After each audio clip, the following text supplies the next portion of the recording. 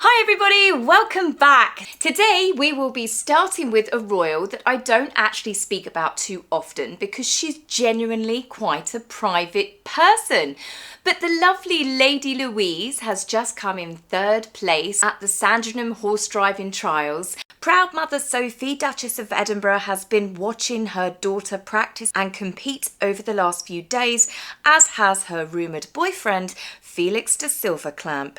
Carriage driving is a hobby and a sport that Lady Louise fell in love with because of her grandfather, Prince Philip. Upon his passing, he left his granddaughter his carriages and his beloved ponies. It was in part the reason why Queen Elizabeth II looked emotional at the 2022 Royal Windsor Horse Show as she proudly watched her youngest granddaughter driving her late husband's favourite green carriage. Lady Louise doesn't just compete at these events either, as she also volunteers as an official and is often seen wearing uniform and working across the event. The Duke and Duchess have ensured that their children have grown up well-rounded and down to earth. Lady Louise is also a member of the royal family that has HRH in front of her name. It was a gift bestowed on her and her brother by Queen Elizabeth II when they were born. Sophie explained to the Sunday Times back in June 2020 that both she and Prince Edward have brought their children up with the understanding that they will need to work for a living. This is why Lady Louise had a choice when she was 18 whether she would like to use it, but has chosen not to, as she is perfectly content as she is. Even at 18 years old, she has more class and maturity than her cousin, who not only alongside his wife keep using their HRH prefixes, but have also insisted that their children have theirs on their passports as well. One wouldn't want to assume that Archie and Lilli are just ordinary American citizens. Meghan needs the children to be ranked and not linked. Now, as for Lady Louise's father, the Duke of Edinburgh, he is on a 7-day trip currently to the fabulous country of Canada. The Duke was welcomed by the Prince Edward Island Regiment as part of their 150th anniversary celebrations, of which he is the Colonel. After his initial welcome, he later in the day went to meet with the Abagway First Nation, where he joined a drum circle and toured the cultural healing grounds. And there was a very sweet moment between the Prince and resident Mrs. Barbara Bernard. He came over and he was talking to me, and the gesture of his hands went like this. So of course I said, that to me represents a hug. And then he put his hands down, and then he went like that again, and I said, do you want a hug? And he goes, okay. So I got to hug him. Is he a good hugger? Yes, he's a very good hugger. Prince Edward has always come across as a very sweet and gentle man, and I'd imagine that he does probably give good hugs. But again, it makes me laugh. A lot of the storylines we had, didn't we, that the royal family were cold and cruel, they don't hug people. They've been hugging people for a long time. The difference is they don't do it as some sort of calculated PR stunt. Following on from his previous day in his role as Colonel of the PEI, he met with cadets in Charlotte. The Air, Sea and Army cadets gave the Prince a tour and showed him some of their projects that they have been working on, and he also presided over 3 promotions. Everybody that meets the Duke gets the exact same reviews as his wife Sophie, Duchess of Edinburgh, and that is that they are just genuinely warm and friendly people who show a keen interest in everything and everyone that they meet. Well, that's because the Duke and Duchess know that their appearances and engagements are about highlighting others. Something that Harry and Meghan, who also share the same titles unfortunately, seem to be unable to grasp. Harry has made yet again another surprise appearance. Surprise! I don't know why they say it's a surprise. Everybody knows that he's clearly going to these events, and the chances are Harry is being paid to appear at these events. It's not a surprise to anyone that he has turned up. So Harry appeared at the Nexus Global Summit in New York that was a gathering of more than 350 rising philanthropists, impact investors and social innovators who want to tackle global challenges and shape a better future, according to their website. And needless to say, he's now no different to his wife when she did her One Young World speech, where she was meant to be inspiring young people and managed to mention herself one way or another 54 times in 7 minutes. Although there is a big difference, and I will give Meghan some credit here. Don't worry, I've not crossed the dark side. No one's in the house with me.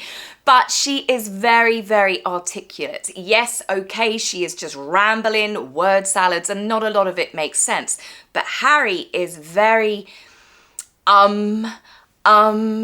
between every word. I mean, I should call him the Duke of Edinburgh after this. Now, I have got a few clips. I'm going to keep it minimal because I know most of you, Harry just has that really boring, monotonous voice and he never sounds happy. But he's lost so much of his confidence when he was a member of the royal family.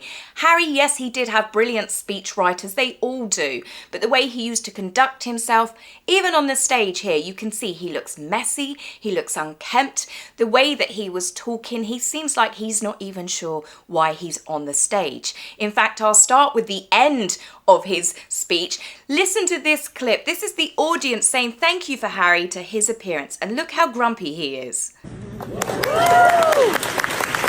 Oh, thank you so much for sharing. Meghan, I believe, has torn away at Harry's confidence, hence why he always gives her the microphone. I think she's slowly chewed away at him, so he believes that his wife is the one that should be pushed forward and he should take a back seat. Well, now that they are no longer, what is it they said they were doing? It was like Gwyneth Paltrow and Chris Martin. They were uncoupling, wasn't it? They seem to be doing something very similar where we're getting a lot of news stories that they're going in separate directions, but just professionally, of course. But Harry's now back out there on his own, and you can really see the decline in his ability to give cheerful, I would say, crowd-pleasing speeches. I mean, most of the time he just rambles on, and by the end of the speech you're like, it's a snore fest, isn't it? And the one thing you can also guarantee with Harry, it's the doom and gloom, and he's got to get some swipes in there at his family. As I said, anybody keep coming out with that he wants to make up with his family. No, he doesn't. He hates them. He blames them for everything. I'm sure he wakes up every single day, and even though he's made all of these terrible decisions, I'm sure he just thinks up new ways to be angry at his family or staff members or whoever else it is that he thinks that he can blame for his misfortunes. Anybody and everybody, but of course, himself. So what dig has he made at his family this time? Well, he spoke of transitioning from having to serve and wanting to serve. I mean, I'm sure with Harry, demanding an appearance fee makes it a little bit easier, doesn't it? Grease my palms. And of course, he wants to be there a lot more. But Harry is constantly making those digs about he is still living a life of service and duty. Meghan does it. I think they've even got it randomly on their website that they're here to serve. They are actually continuing with providing some sort of public duty. No, they're not. They are certainly not about public service. They are all about self-service. But in the usual word salads, which we know Meghan has definitely parroted into him, he's talking about young people and how important it is that they have a seat at the table. They should tackle the systems instead of the symptoms that are keeping us down. Harry, the freedom fighter, speaks again, but he never actually explains what systems. This is where he and Meghan, with their word salads, are very, very similar. They say a lot, but they don't actually say anything. He always talks about the problems, but he never explains what the problems are or how to solve it. But I did warn you, I did give you a little bit of notice that I have got a couple of clips because I need you to listen to them so you could talk about them to me in the comments. Tell me your thoughts. Focus on giving a platform to young people. It's their future.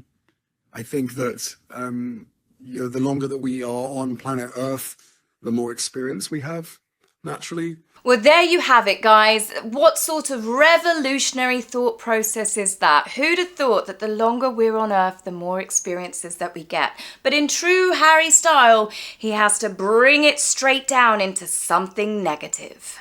But also, the longer we've been on planet Earth, the more we've been exposed to not necessarily in a good way. In this next clip, I think the host has asked him, why is this so important to you, Harry, to try and make the world a better place, especially social media?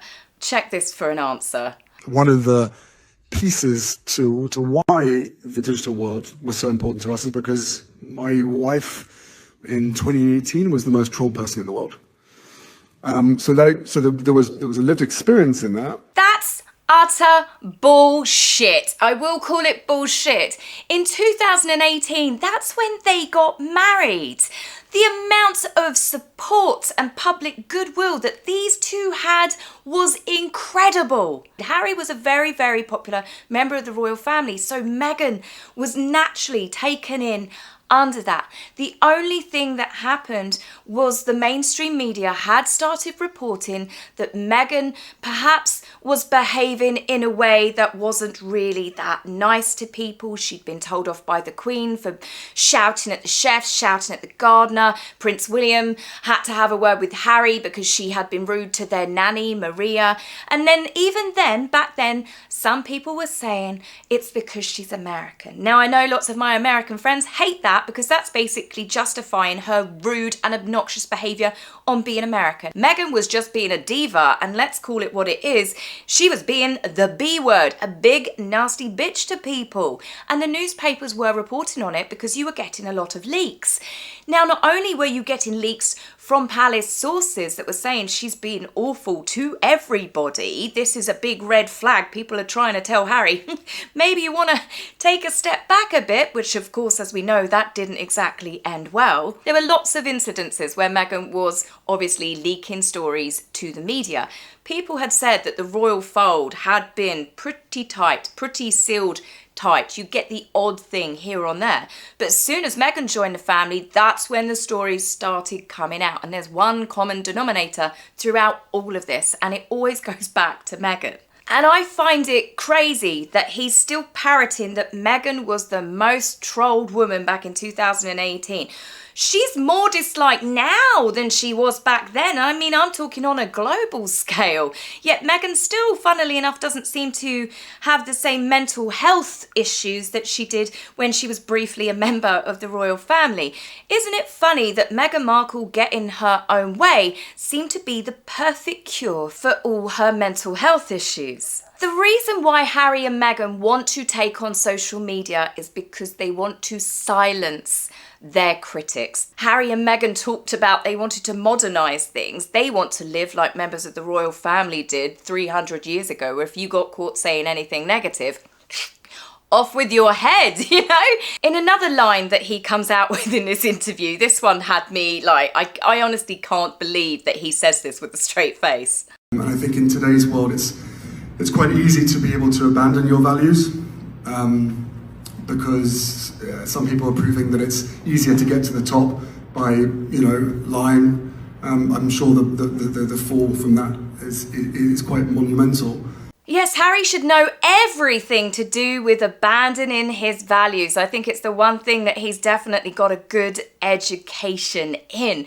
But then when he's talking about it's telling lies to get to the top, all I could think about was Meghan smirking as she walked out of that church. As for the fall being monumental, I would say so. She went from being a duchess, a member of the royal family, where she put Princess of the United Kingdom on her son's birth certificate, to now an influencer who is drop shipping products. We've watched Meghan go from fairly down low right to the very top, the highest that you could go, and yet she's now sliding down a greasy pole like a squirrel when someone has actually buttered their bird feeder. It's actually really joyous to watch. But my favourite line that he came out with in this is a real doozy, and I suggest if you've got a drink in your hand, place it down for this moment.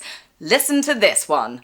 But my wife said to me very early on in our relationship, if you live your life by truth, it's the most efficient way to live. So yes, we will continue to live our life by truth, and we will continue to stand up for what we believe in, the difference between right and wrong. Harry and Meghan, the difference between right and wrong. Harry and Meghan, to tell the truth. The fact that Meghan, my wife, that's all he does throughout this. My wife told me it's so important to make sure that you tell the truth. Did she, Harry? Did she? Because I'm pretty certain that you both have been caught out lying to Oprah. You lying in Spare, lying on Netflix. I mean, 2 rounds of Netflix. Meghan's told a few whoppers, hasn't she, on her We Love Meghan show. Podcasts they've told lies on. They lied to the courts. Multiple court cases they've been caught out on. Harry's fibbed in a few things. That's why he's had to drop a few court cases. Meghan herself, we had nothing to do with finding freedom, or make sure you include this and this and this. So they were very much part of it. Harry and Meghan have been caught out telling monumental lies, and Harry is still telling the odd porcupine here and there, although some of it is between a lie and just being completely delusional. You know, the cheese is sliding off that boy's cracker. Apparently the royal household, there's someone in there that wants him dead. I mean, they were pretty big accusations he came out with. But he and Meghan value truth above all else. You can't make it up, can you? They value their truth, which basically means it's not the truth, but it's the truth that they're imagining at that time that they're saying that, or whatever narrative they're trying to push. So it's not the truth how you and I would say it, but it's what they feel is the most beneficial truth to them. It's one of the things that people cannot grasp, they cannot get their head round.